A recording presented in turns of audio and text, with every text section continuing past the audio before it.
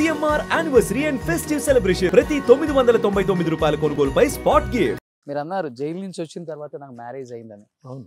Usual గా ఇప్పుడున్న ప్రపంచంలో ఇండస్ట్రీ అంటేనే కొంత చిన్న చూపు.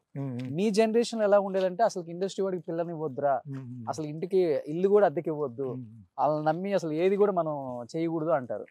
అలాంటిది ఆ టైంలో మీరు జైలు నుంచి వచ్చిన తర్వాత ఒక అమ్మాయి మిమ్మల్ని నమ్మి మీ జీవితంలోకి వచ్చే ముందు 100 క్వశ్చన్స్ ఉంటాయి వాళ్ళ మైండ్ లో. అంటే వెళ్ళింది కూడా చాలా డిఫికల్ట్ ఒక కేసు అది. మేడం పెళ్లి చూపులకు వచ్చినప్పుడు అయినా కానీ, లేకపోతే పర్సనల్గా కాల్ చేసి అయినా, లేకపోతే పెళ్లి తర్వాత అయినా కానీ, పర్సనల్ లైఫ్ విషయానికి వచ్చినప్పుడు మిమ్మల్ని ఏదో క్వశ్చన్ అడగాల్సి వచ్చిందా సార్? ఇక్కడ వాళ్ళకి తెలీదు, అక్కడ వాళ్ళకి సుమన్ ఎందుకు జైలుకి వెళ్ళాడు అందరికీ తెలుసు. ఓకే.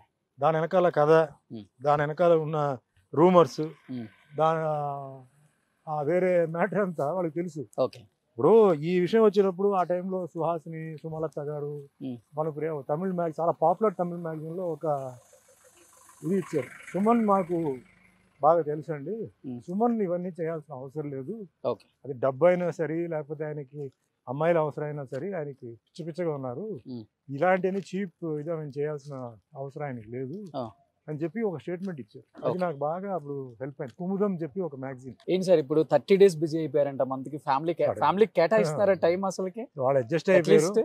ఖాళీ ఉన్నప్పుడంతా ఇంట్లో ఉన్నానండి, నేను బయటికి వెళ్ళను. వర్క్ ఉన్నప్పుడు నేను వర్క్ వెళ్తాను, వాళ్ళు ఏం చెప్పరు. అలాగే కొన్ని programmes, social service, karate programmes, వాటి వీటికి వెళ్తుంటాను.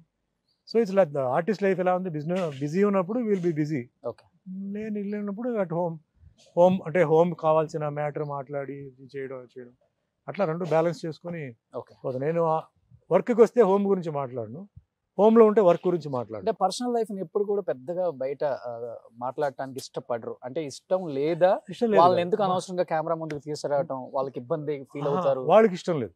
వాళ్ళు ఏమంటారంటే సుమన్ ఫ్యామిలీని తెలిస్తే అడ్వాంటేజ్ ఉంది, డిసడ్వాంటేజ్ ఉంది. పోనీ ఒకటి అడ్వాంటేజ్ అనుకుంటే మేము వస్తాం, మాకు డిసడ్వాంటేజ్ ఏంటి, సుమన్ ఫ్యామిలీ అన్నప్పుడు మా ప్రైవసీ పోతుంది. మేము హ్యాపీగా నడిచి వెళ్తాం, ఆటో రిక్షాలో వెళ్తాం, బస్సులో వెళ్తాం, సరదా, అది మా ఇష్టం. అది కుదరదు సుమన్ ఫ్యామిలీ అన్నప్పుడు. అదేంటి వీళ్ళు బస్సులో వెళ్తున్నారు, మా సరదా ఏంటంటే బస్సు అంటే హ్యాపీగా కూర్చొని గాలిలో వెళ్తాం, ఆటోలో వెళ్తే అది ఒక థ్రిల్, బట్ అది ఉండదు మాకు. సో మమ్మల్ని ఎక్కడ ఇన్వాల్వ్ చేయవద్దు, మా ఇది వేరే, మీ ఇది వేరే.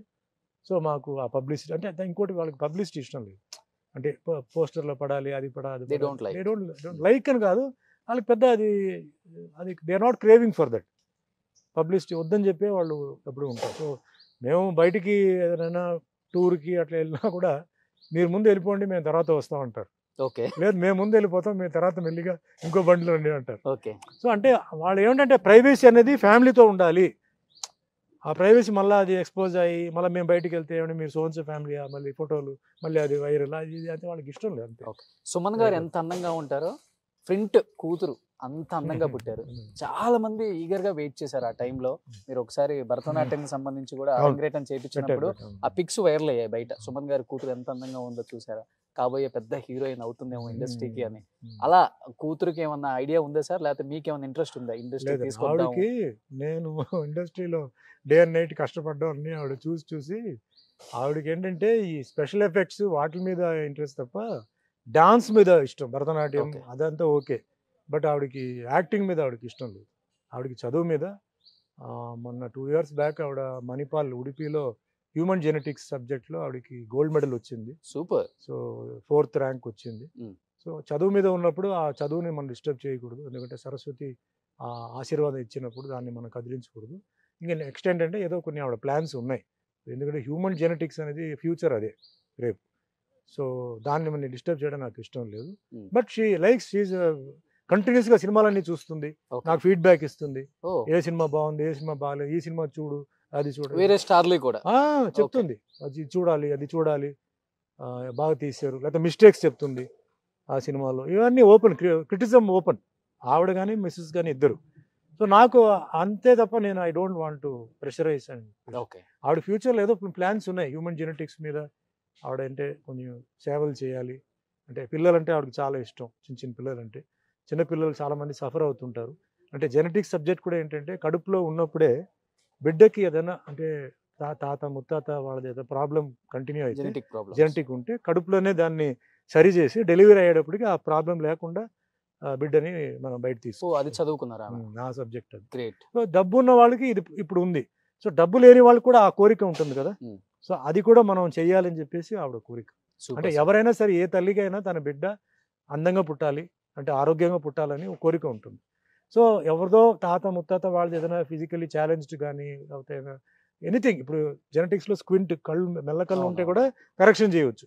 అట్లా డెవలప్ అవుతూనే ఉంది. ఆ విధంగా ఏంటంటే డెవలప్ అయింది, చాలామంది ధనవంతులు చేస్తున్నారు, పేదవాళ్ళకి ఇంకా అది పోలా, ఎందుకంటే ఇట్స్ కాస్ట్లీ. సో దాన్ని ఏంటంటే కొంచెం పేదవాళ్ళకి పిల్లలకి చేయాలని ఆవిడ మైండ్లో ఉంది. సో అది చేయిందంటే నేను ఐ విల్ సపోర్టర్, దానికి ఐ విల్ సపోర్టర్. ఎందుకంటే ఆ ఒక సేవ భక్తి ఏదైతే ఆవిడకు ఉందో అది కనుక చేస్తే నేను కూడా హ్యాపీ, ఆవిడ కూడా happy. Super. Last question, daughter topic వచ్చింది కాబట్టి, సో సౌత్ ఇండియాలోనే ఏ లాంగ్వేజ్ అయితే నాకు తెలియదు కానీ ఒక పెద్ద స్టార్ ఇంటికి సుమన్ గారి కూతురు కోడలుగా వెళ్ళబోతుంది వచ్చే సంవత్సరం అని ఒక న్యూస్ వినపడుతుంది సార్. మీదే ఫస్ట్ టైం, ఇది ఫస్ట్ టైం నేను వింటున్నాను. నాకు తెలియదు, నాకు ఫస్ట్ టైం ఫ్రెష్ న్యూస్ ఇది, నాకైతే తెలియదు. ఎందుకంటే మేము నెక్స్ట్ ఇయర్ మ్యారేజ్ అయితే చేయబోతున్నారని విన్నాము. అంటే ఈ కోర్సు అయిపోతే దాని తర్వాత చేద్దాం. బట్ ఇప్పుడు ఏంటంటే ఆ కోర్స్ ఫినిష్ అవ్వకుండా అటు ఇటు అయిపోయి మళ్ళీ ఇదవకూడదు అని చెప్పేసి దాని గురించి సీరియస్గా తీసుకోవాలి. బట్ టైం ఫర్ మ్యారేజ్ అనుకోండి, బట్ ఇంకా సీరియస్గా దాని గురించి ఏం దృష్టి పెట్టాల. బట్ ఇప్పుడు మీరు చెప్తున్న న్యూస్ నాకు న్యూస్. ఇప్పుడు నాకు ఇంకా నా న్యూస్ ఛానల్కి రాలా. మీ న్యూస్ ఛానల్కి వచ్చింది కానీ నా న్యూస్ ఛానల్కి ఇంకా రాలా. సో ఏమో చూడాలి. నేనైతే ఇంకా దాని గురించి పెద్దగా ఇంకా అంత సీరియస్గా దిగలేదు. ఇంకా అలా పెట్టాం ఉంది. Yes, but it's time. ఇప్పుడు ఇయర్ ఎండ్ కానీ నెక్స్ట్ ఇయర్కి చెయ్యాలి. సో అది ఒక సైడ్లో ఉంది, ఇది ఒక సైడ్లో ఆవిడ స్టడీస్ గురించి అది కూడా ఉంది. సో చూడాలి దేవుడు ఎట్లా నిర్ణయిస్తారు. సో వచ్చే సంవత్సరం గంటలు మోగిపోతున్నాయి సుమన్ గారి ఇంట్లో. ఉంటాయి.